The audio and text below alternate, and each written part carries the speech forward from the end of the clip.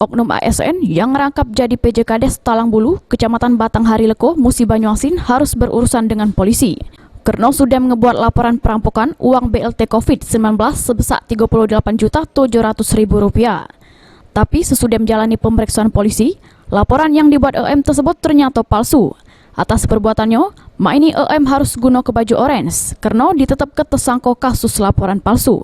Menurut pengakuan pelaku, laporan palsu ini dilakukannya karena pengen nikmati duit BLT tersebut untuk belanja kebutuhan sehari-hari, bayar utang sama berpoya-poya.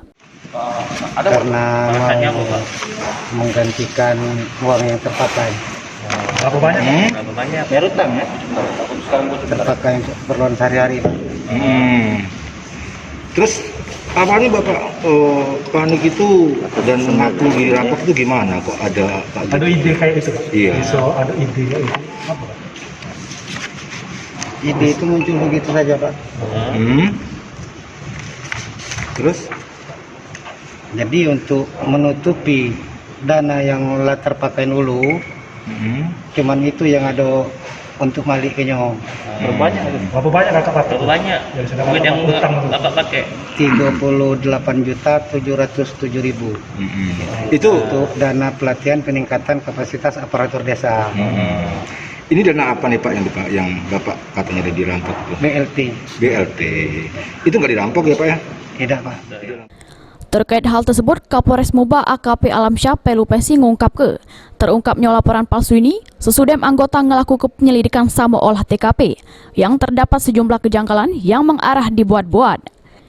Yang kita amankan berinisial EM adalah oknum aparatur sipil negara yang saat ini ditugaskan sebagai PJ Kades Talangbulu.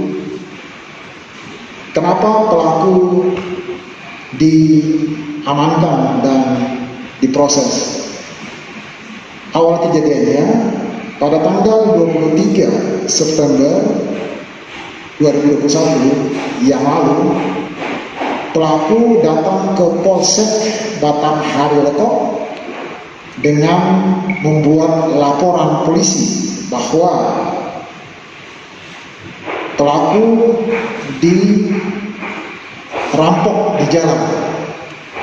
Yang membuat kita tertarik adalah bahwa barang yang dirampok adalah uang tunai sebesar Rp38.700.000 yang merupakan dana BLT, bantuan langsung tunai untuk masyarakat desa Talangbulu.